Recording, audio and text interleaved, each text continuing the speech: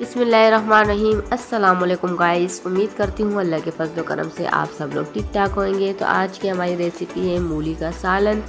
बहुत ही मज़ेदार रेसिपी हमारी बनने वाली है। तो चलते हैं हम अपनी रेसिपी को स्टार्ट करते हैं। तो सबसे पहले तो 1 किलो मैंने मूली ले ली है। इसके साथ मैंने कुछ धनिया के पत्ते और साबुत ग्रीन चिली ले ली।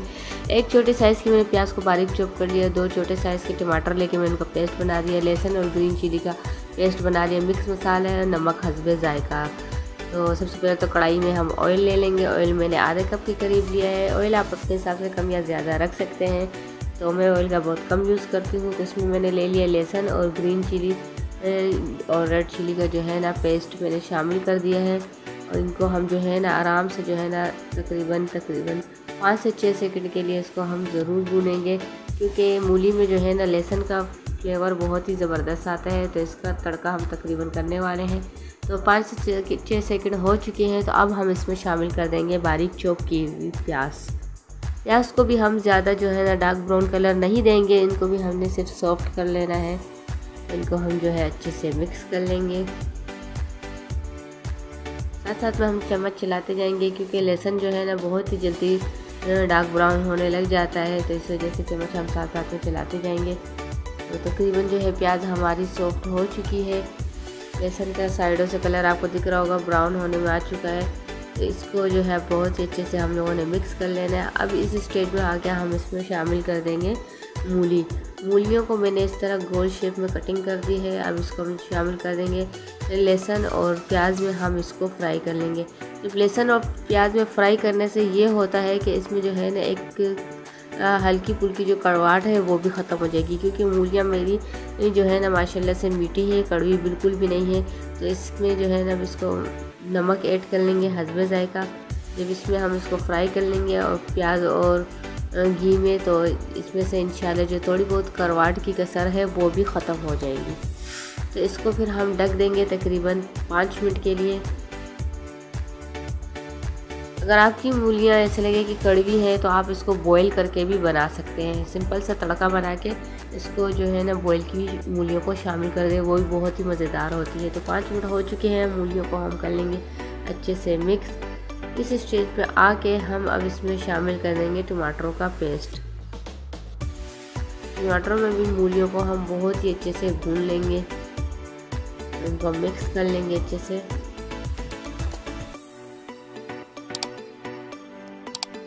तो अच्छे से मिक्स करते जाएंगे हम इसी तरह। अब टमाटरों में भी हम इसको तकरीबन जो है ना 3 से 4 मिनट के लिए पकने देंगे। इसको भी हम ढक देंगे।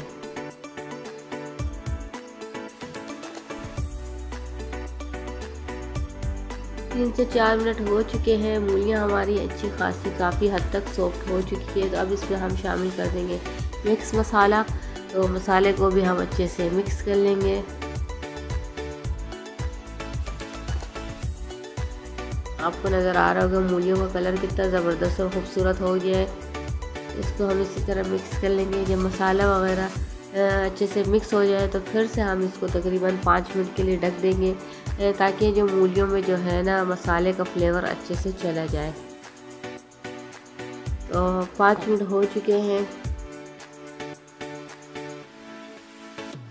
हम अच्छे से मिक्स करते जाएंगे इसी तरह।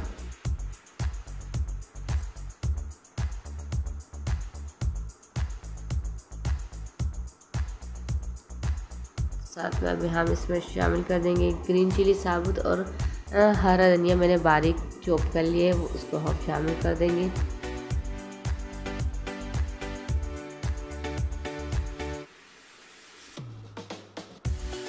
दो से 3 मिनट का दम दे देंगे, ताकि इसमें ग्रीन चिली का फ्लेवर भी चला जाए। तो 2 से 3 मिनट हो चुके हैं इसको दम पे रखे हुए। तो इसको अभी हम अच्छे से मिक्स कर लेंगे। तो अल्हम्दुलिल्लाह ऑलमोस्ट हमारी मूलियों का सालन बिल्कुल तैयार है। आप भी ट्राई करें, बहुत ही मज़ेदार बनती है। और इसमें ये जो बहुत जल्दी कुक हुई है, तो ये बिल्कुल ताज़ी थी।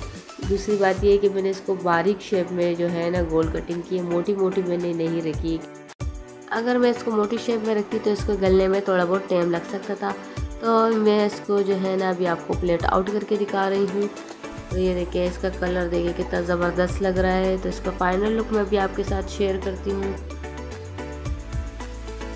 तो ये देखिए हमारी मूलियों का फाइनल लुक आ चुका है। अगर आपको मेरी ये सिंपल और आसान सी रेसिपी पसंद आई तो प्लीज़ इसे लाइक करें, शेयर करें। फिर मिलेंगे इंशाल्लाह इसी तरह एक और अच्छी रेसिपी के साथ। तब तक के लिए मुझे इजाज़त दीजिए। अल्लाह हाफिज़।